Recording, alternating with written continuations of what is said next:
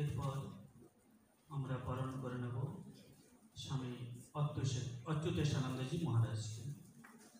পূজনীয় স্বামী অচ্যুতেশানন্দজি মহারাজকে বিবেকানন্দ স্টাডি সার্কেলের ছাত্রীরা বরণ করে নিচ্ছে।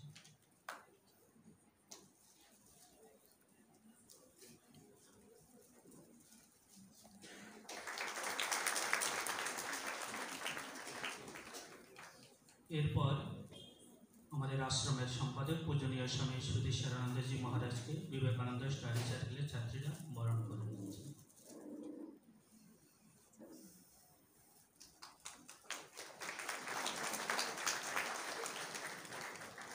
এরপর আমাদের আশ্রমের সভাপতি মহাশয় ডক্টর নারায়ণ চন্দ্র মাইতি মহাশয়কে বিবেকানন্দ স্টাডি সার্কেলের ছাত্রীরা বরণ করে নিচ্ছে।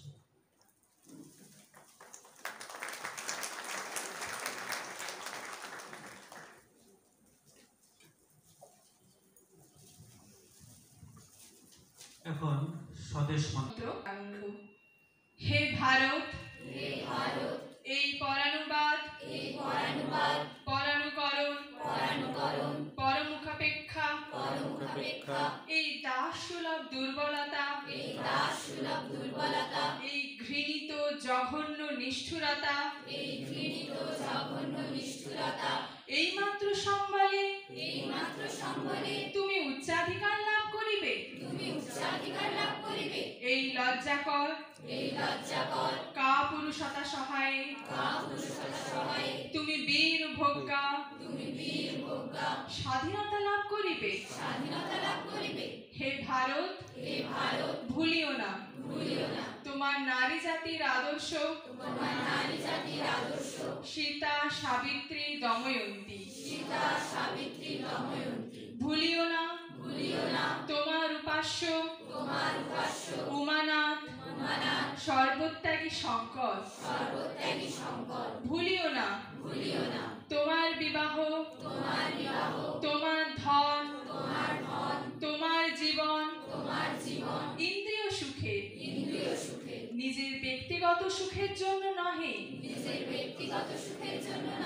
ভুলিও না তুমি জন্ম হইতে মায়ের জন্য বলি প্রদত্ত। ভুলিও না তোমার সমাজ সে বিরাট মহামায়ার ছায়া মাত্র। ভুলিও না নিজ জাতি মূর্খ দরিদ্র অজ্ঞ মুচি ম্যাথর তোমার রক্ত তোমার ভাই। হে বীর সাহস অবলম্বন করো। সদর্পে বলো আমি ভারতবাসী। ভারতবাসী আমার ভাই। বলো মূর্খ ভারতবাসী দরিদ্র ভারতবাসী ব্রাহ্মণ ভারতবাসী চণ্ডাল ভারতবাসী আমার ভাই। তুমিও কোটিমাত্র বস্ত্রাবৃত হইয়া সদর্পে ডাকিয়া বলো ভারতবাসী আমার ভাই। ভারতবাসী আমার প্রাণ। ভারতের সমাজ আমার শিশু সজ্জা আমার যৌবনের উপবন আমার বার্ধক্যের বারাণসী। বলো ভাই ভারতের মৃত্তিকা আমার স্বর্গ। ভারতের কল্যাণ আমার কল্যাণ। আর বলো দিন রাত হে গৌরীনাথ হে জগদম্বে আমায় মনুষ্যত্ব দাও। মা আমার দুর্বলতা কাপুরুষতা দূর করো আমায় মানুষ করো। রামকৃষ্ণ জগদ্গুরু পাদপদ্মে তৈব সিদ্ধা প্রণমামি মুহুর্মুহুঃ। নমঃ শ্রী জ্যোতিরাজায় বিবেকানন্দ সুরয়ে সচিত সুখ স্বরূপায় স্বামিনে তাপহায়। সুধীবৃন্দ, বর্তমান সমাজে পরিপ্রেক্ষিতে আমরা লক্ষ্য করছি বা দেখা যায় যে যুবক যুবতীদের, ছাত্রছাত্রীদের একটি কঠিন সমস্যার সম্মুখীন করে দিয়েছে, যেটি হচ্ছে প্রতিযোগিতা। প্রতিযোগিতা অর্থাৎ সেখানে উচ্চ নাম্বার সংগ্রহ করা। এটি করতে গিয়ে তারা সমস্ত মন প্রাণ ওই দিকেই দিয়েছে, যার ফলে মানুষের যে আরেকটা দিক রয়েছে সেদিকে অবহেলিত হয়েছে। সেটি হচ্ছে মূল্যবোধ, নৈতিকতা, চরিত্র ইত্যাদি দিকে কম পড়ছে তাদের নজরটি। কিন্তু সেইটি বিশেষ দরকার, দুটোই দরকার। নিজের উন্নতি, সেখানে আর্থিক উন্নতির জন্য, সামাজিক উন্নতির জন্য তার যে সমস্ত কাজগুলো প্রয়োজন, তার সঙ্গে সঙ্গে নিজের দৈহিক আর্থিক উন্নতির প্রয়োজন। সেটির অভাব মেটানোর জন্য বর্তমান যুগে স্বামী বিবেকানন্দেরই ভাবটি গ্রহণযোগ্য।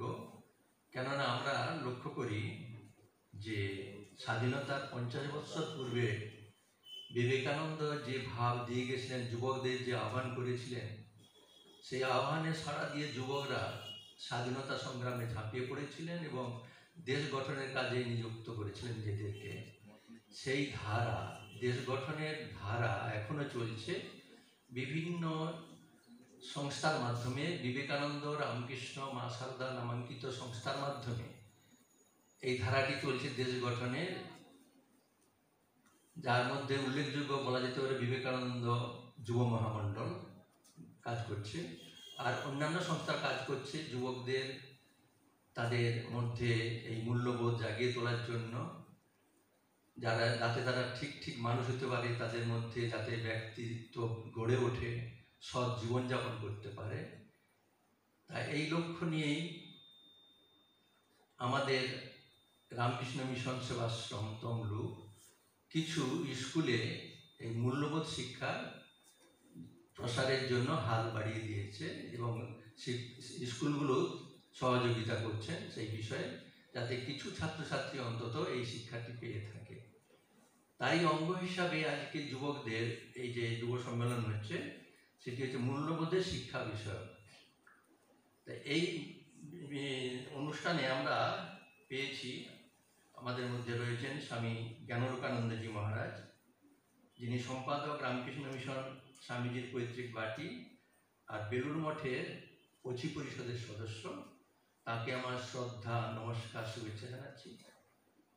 রয়েছেন স্বামী অচ্যুতেশানন্দজি মহারাজ, সম্পাদক রামকৃষ্ণ মিশন আশ্রম নরোত্তমনগর এবং অচি পরিষদের সদস্য রামকৃষ্ণ মিশন বেলুড় মঠের। তাকে আমার শ্রদ্ধা, নমস্কার, শুভেচ্ছা, ভালোবাসা জানাচ্ছি।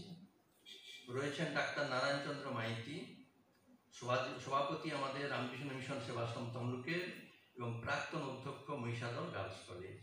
তাকেও আমার শ্রদ্ধা, নমস্কার এবং শুভেচ্ছা জানাই। আর এই যে অনুষ্ঠানগুলো হচ্ছে ভ্যালু এডুকেশনে, স্কুলে বা এখানে, তার মূল কর্ণধার হচ্ছেন আমাদের স্বামী একরূপানন্দ। তাকে আমার নমস্কার, শুভেচ্ছা, ভালোবাসা জানাচ্ছি।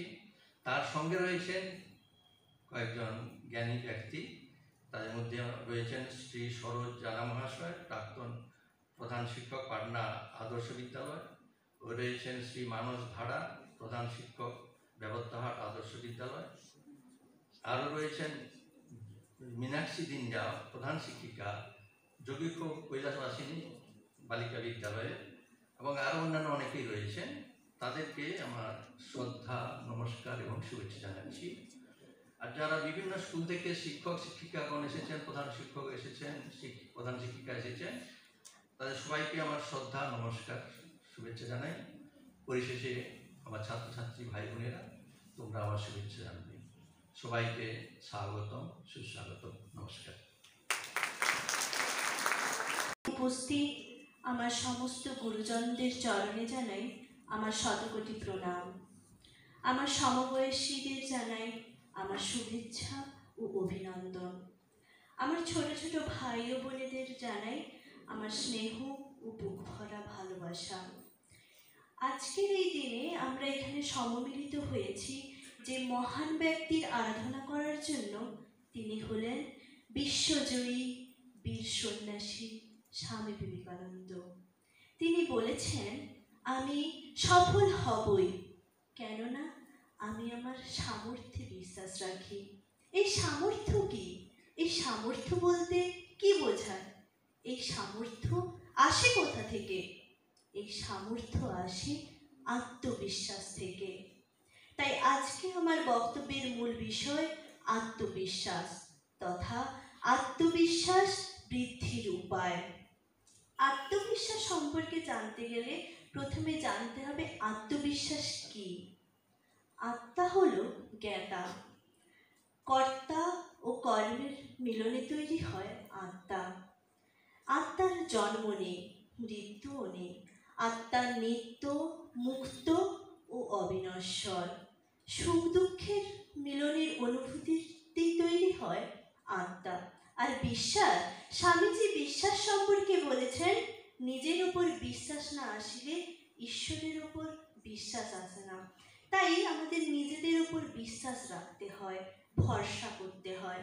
এই দুইয়ের মিলনে তৈরি হয় আত্মবিশ্বাস। আত্মবিশ্বাস বৃদ্ধিতে আমাদের কিছু ব্যাপারে নজর দিতে হবে।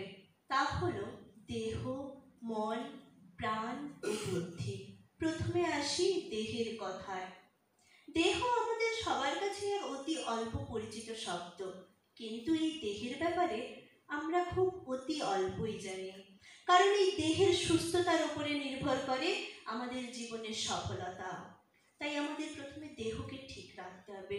দেহকে ঠিক রাখার বিভিন্ন উপায় রয়েছে, যেমন আমাদের কখন কি খাদ্য গ্রহণ করা উচিত, কি কি উচিত নয়, তা অভিজ্ঞ ডাক্তারের কাছে জেনে নেওয়া। আমাদের মাথায় রাখতে হবে early to bed, early to rise. প্রতিদিন সকালে নিয়মিত করে ঘুম থেকে উঠে যোগা করা, ব্যায়াম করা এবং বিকেলে খেলাধুলো করা। এইভাবে আমরা আমাদের দেহকে সুস্থ রাখতে পারি। এরপর আসি মনের কথা। মন ভারী অদ্ভুত জিনিস। এ খুবই অত্যন্ত চঞ্চল ও একগুঁয়ে। আমাদের এই মনকে আমাদের আয়ত্তে আনতে হবে। আমাদের নিজেদেরকে এই মনের মূল চালিকা শক্তি হয়ে উঠতে হবে। কারণ এই মনকেই যে সমস্ত ব্যক্তি নিজেদের আয়ত্তে আনতে পেরেছে, তারাই জীবনে খ্যাতি অর্জন করেছেন, তারাই জীবনে সফলতা অর্জন করেছেন। তাই আমাদের মনকে নিজেদের বশে করতে হবে, নিজেদের আয়ত্তে আনতে হবে। মন এক অমিত শক্তির অধিকারী। এই শক্তিকে নিজেদের আয়ত্তে আনতে হবে। এরপর আসি প্রাণের কথায়। প্রাণ জীবনের সফলতা এবং নির্ভর করে প্রাণের উপর। বৈদিক সমাজে এই প্রাণ সংযমের শিক্ষা দেওয়া হতো। আমাদের উত্তেজিত হয়ে প্রাণ শক্তির বৃথা ক্ষয় করা চলবে না। তাই আমাদের প্রাণকে নিজেদের সংযম করতে হবে। এরপর আসি বুদ্ধির কথায়। বুদ্ধি দিয়ে সব কিছু বিচার বিবেচনা করা উচিত। যার বুদ্ধি যত বিকশিত, তার কাজ তত মঙ্গলজনক ও সুবিধাদায়ক। তাই আমাদের বুদ্ধিকে মঙ্গলজনক কাজে ব্যবহার করতে হবে। এইভাবে আমরা আমাদের আত্মবিশ্বাস বৃদ্ধি করতে পারি। এপিজে আব্দুল কালামের ভাষায়, আমি এটা করতে পারবো, আমি সবার থেকে ভালো, ভগবান সবসময় আমার সাথে আছেন, আমি একজন বিজয়ী, আজকের দিনটি আমার। এই 5 বাক্য আমাদের সারা জীবন মাথায় রেখে আমাদের জীবনকে এগিয়ে নিয়ে যেতে হবে। তাই এইভাবেই আমরা আত্মবিশ্বাস বৃদ্ধি করতে পারবো। যেভাবে আমাদের সমাজে ধীরে ধীরে এই আত্মবিশ্বাস শব্দটি বিলীন হয়ে যাচ্ছে, মুছে যাচ্ছে, সেই আত্মবিশ্বাসকে আমাদের আঁকড়ে ধরে রাখতে হবে।